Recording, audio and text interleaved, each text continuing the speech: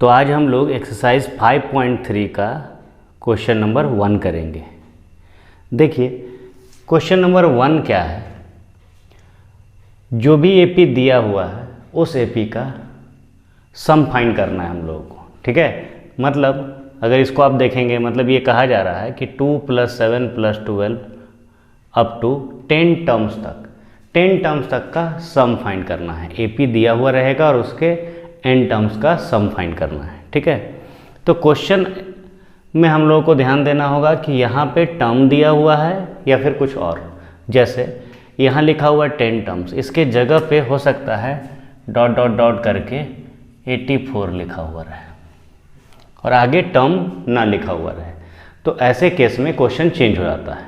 ठीक है, इस यहाँ जो है 10 टर्म्स तक अगर हम कहें सीधी सी बात कि कोई एपी है हमारे पास 2, 4, 6 ऐसे, और इस एपी का 5 टर्म का सम आपको निकालना है। 5 टर्म तक का सम निकालना है, तो कैसे निकालेंगे? तो सबसे पहला 5 टर्म होगा क्या वो समझेंगे। जैसे एपी कैसे बढ़ रहा है 2, 4, 6, तो अगला क्या होगा 8, फिर उसके बाद 10, तो टोटल टर्म कितना हो गया 1, 2, 3, 4, 5। मतलब सीधा सा बात है कि 5 टर्म्स कहने का मतलब इन पांचों का सम निकालना है हमको। ठीक है, तो ठीक उसी तरीके से एपी यहाँ पे दिया हुआ है और इस एपी का 10 टर्म तक का सम निकालना है। तो अभी तक हम लोग जो फॉर्मूला पढ़े थे उस फॉर्मूला से सिर्फ और सिर्फ टर्म्स फाइंड करते थे हम लोग, an का फॉर्मूला था। आज हम लोग एक फॉर्मूला देखेंगे जो कि सम निकालने के लिए होगा। जैसे Sn sum of n term के लिए क्या होगा फॉर्मूला n/2 और उसके बाद 2a + n - 1 × d। ठीक है, तो ये फॉर्मूला है और इसमें हर एक टर्म जो भी चीज़ यहाँ दिया हुआ है इस फॉर्मूला में सारे से आप लोग परिचित हैं पहले भी। जैसे d मतलब कॉमन डिफरेंस, n मतलब नंबर ऑफ टर्म्स, इसके बाद a फर्स्ट टर्म और n यहाँ वही चीज़ है नंबर ऑफ टर्म्स। ठीक है, तो हम लोग शुरू कर रहे हैं इस क्वेश्चन को सॉल्व करने के लिए। तो तरीका वही रहता है कि जो भी क्वेश्चन दिया हुआ है उससे आप गिवन इन्फॉर्मेशन को नोट कर लीजिए। सबसे पहला चीज़ तो यहाँ पे हम लोग क्या लेंगे, a फर्स्ट टर्म क्या है a का वैल्यू कितना है हमारे पास 2। इसके बाद फर्स्ट टर्म के बाद आप नोट कीजिए कॉमन डिफरेंस d कितना होगा इन दोनों को घटा के, मतलब d = 7 - 2 कितना हो जाएगा 5। ठीक है, अब n का वैल्यू हम लोग देखेंगे तो n का वैल्यू यहाँ कितना दिया हुआ है लास्ट 10 टर्म, तो n का वैल्यू कितना हो जाएगा 10। तो n = कितना हो गया हमारे पास 10 हो गया। हम लोगों को फाइंड क्या करना है, सम ऑफ n टर्म मतलब सम ऑफ 10 टर्म। तो हम लोगों को क्या फाइंड करना है S10 फाइंड करना है। तो हम लोग इसको भी लिख लेंगे S10 = ? अब हम लोग सीधा सीधी फॉर्मूला अप्लाई करेंगे और रिजल्ट आएगा। तो देखते हैं S10 का फॉर्मूला क्या होगा। S10 बस n के जगह पे क्या यूज़ किए हम लोग 10 यूज़ किए, तो S10 कितना हो जाएगा 10/2। अब 2 × a जैसे है पहले फॉर्मूला को लिख लेते हैं, प्लस n - 1 मतलब 10 - 1 × में d। यहाँ तक एकदम क्लियर है। चलिए अब आगे बढ़ते हैं। क्योंकि इस टाइप का ये पहला क्वेश्चन है तो थोड़ा सा हम लोग स्लो चलेंगे। ठीक है, तो S10 कितना आ जाएगा हमारे पास 10/2 मतलब कितना 5। 2 × a का वैल्यू कितना है 2 प्लस 10 - 1 कितना हो जाएगा 9 × d का वैल्यू कितना हम लोग निकाले हैं 5, 9 × 5। अब क्या होगा 5 ऐसे ही रहने दीजिए अभी, 2 × 2 कितना हो जाएगा 4 प्लस 9 को 5 से मल्टीप्लाई कीजिएगा कितना हो जाएगा 45।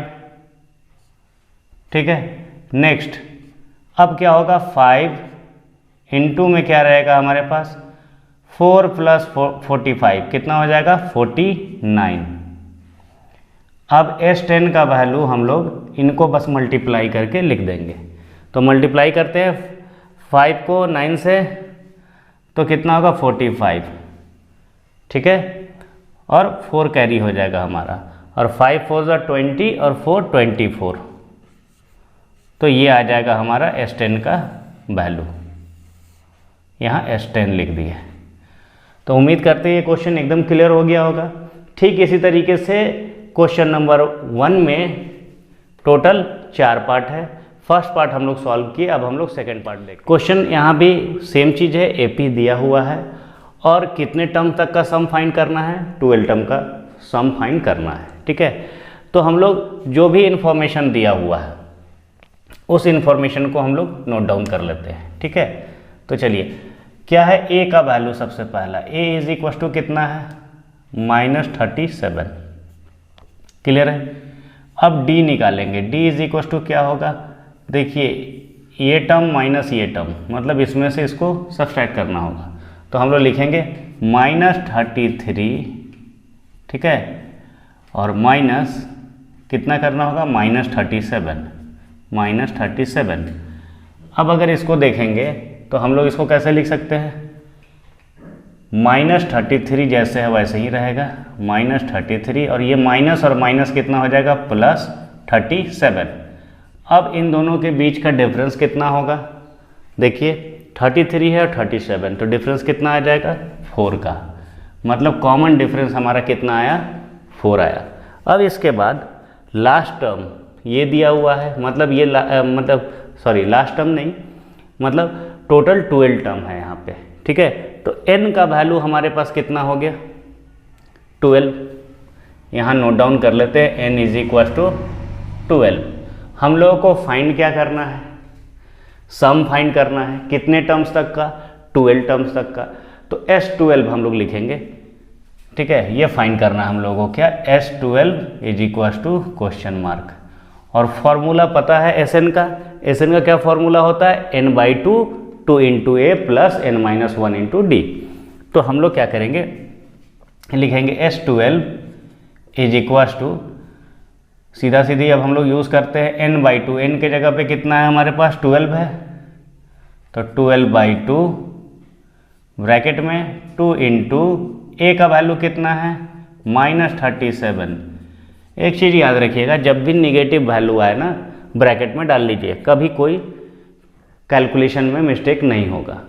तो हम लोग क्या किए, -37 यहाँ लिख लिए, इसके बाद प्लस n-1, n का वैल्यू कितना है, देखिए तो n का वैल्यू 12, ये, या फिर आप यहाँ भी देख सकते हैं जो हम लोग नोट किए थे, n का वैल्यू कितना, 12 है, तो 12 - 1 कितना हो जाएगा, 11 इंटू D का वैल्यू कितना, कॉमन डिफरेंस कितना आया था हमारा, 4, तो कॉमन डिफरेंस 4।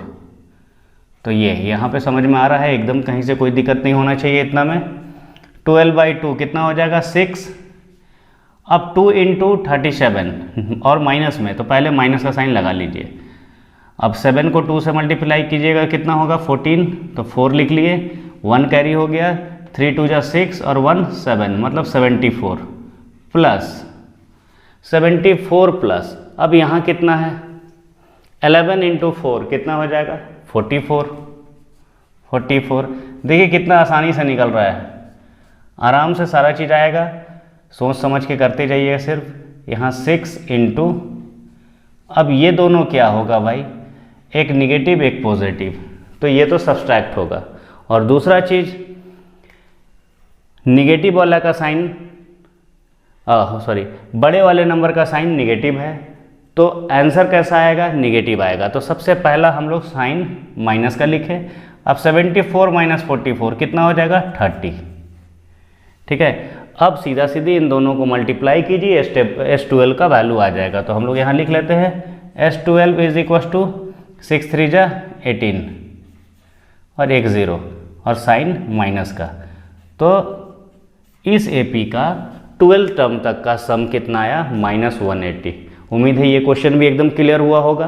तो चलिए हम लोग नेक्स्ट पार्ट, थर्ड पार्ट में क्या है, क्वेश्चन सेम वैसा ही है, बस यहाँ पॉइंट में दिया हुआ है सारा चीज़, तो उससे कोई फ़र्क नहीं पड़ता है, सिर्फ हम लोगों को कैलकुलेशन करना होगा। ठीक है, और दूसरा चीज़, नंबर ऑफ टर्म कितने टर्म तक बोला है, 100 टर्म तक का सम निकालना है। मतलब ऐसा ही यह सीरीज बढ़ता हुआ 100 टर्म तक जाएगा, जितना भी होगा उनका सम हम लोगों को फाइंड करना है। ठीक है, तो फिर से हम लोग नोट डाउन करते हैं। ए का वैल्यू कितना है, देखिए तो ए का वैल्यू है 0.6।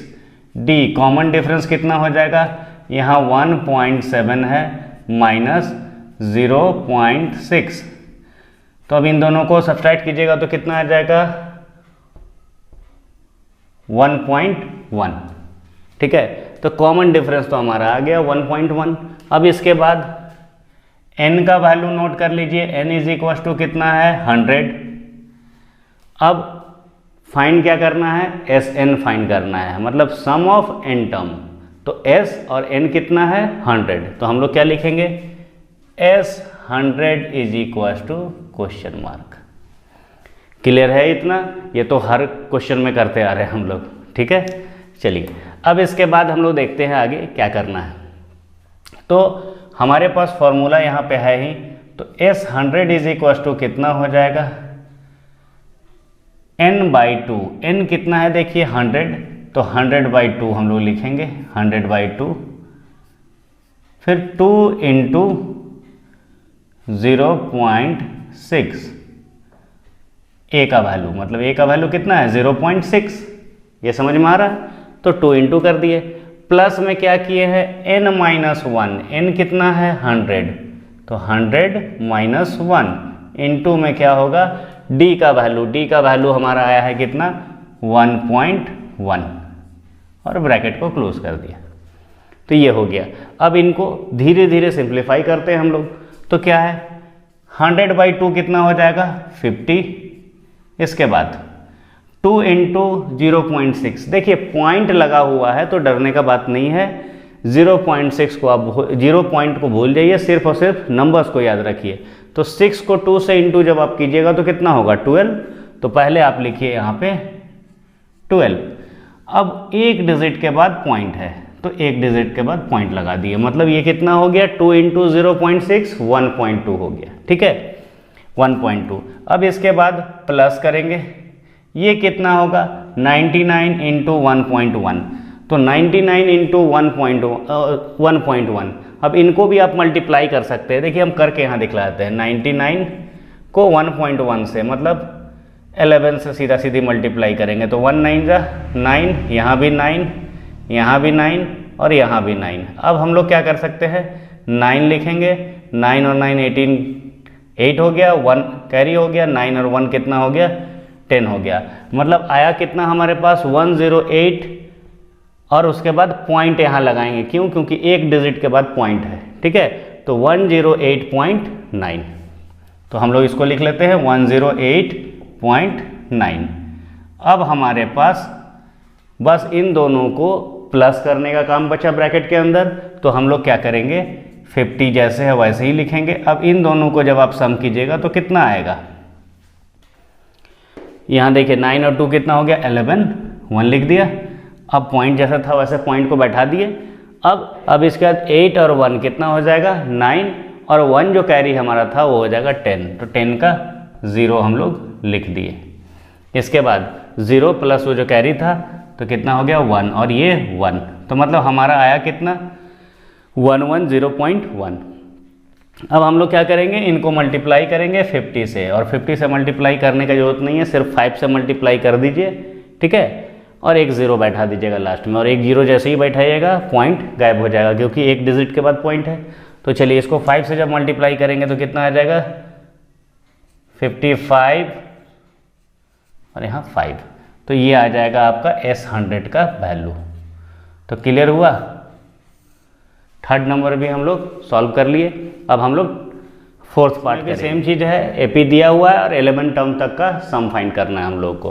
तो ए का वैल्यू कितना है हमारे पास 1/15, और डी का वैल्यू कितना है वो तो निकालना होगा 1/12 माइनस 1/15।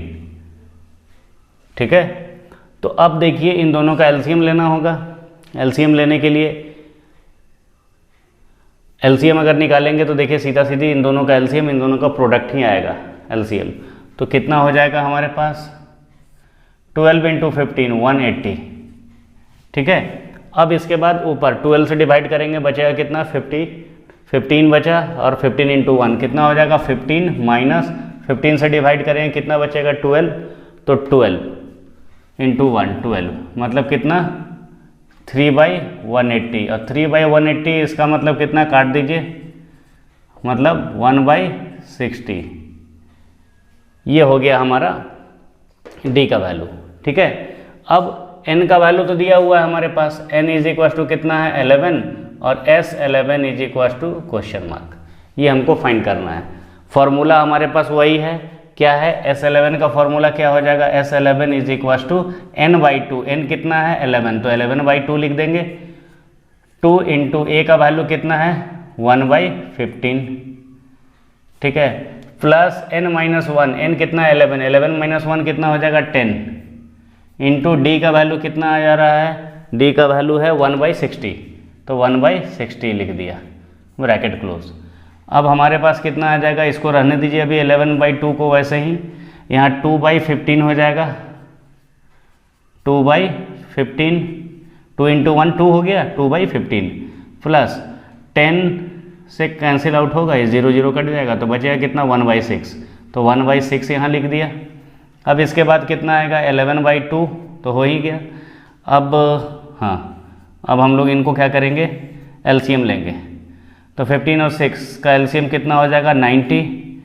अब 15 से 90 को डिवाइड करेंगे तो कितना आएगा 6 आएगा, तो 6 इंटू 2 कितना हो गया 12, प्लस 6 से डिवाइड करेंगे तो कितना आएगा 15 आएगा, तो 15 इंटू 1 कितना हो जाएगा 15। अब यहाँ जैसे वैसे ही रन दीजिए 11/2 इंटू 12 प्लस 15, ये हो गया 27, 27/90। अब कुछ कटने वाला है तो देख लेंगे, हाँ ये 9 से 10 टाइम्स में कटेगा, ये 9 से 3 टाइम्स में कटेगा, तो ऊपर में कितना आ गया हमारा 11 इंटू 3 मतलब 33, और नीचे में आ गया 10 इंटू 2 मतलब 20। तो ये आपका आ जाएगा आंसर, मतलब इस एपी का 11 टर्म तक का सम का वैल्यू कितना आएगा 33/20। तो उम्मीद है क्वेश्चन नंबर 1 अच्छी तरीके से क्लियर हो गया होगा। अब क्वेश्चन नंबर 2 थोड़ा अलग टाइप का है, उसको हम लोग नेक्स्ट वीडियो में करेंगे।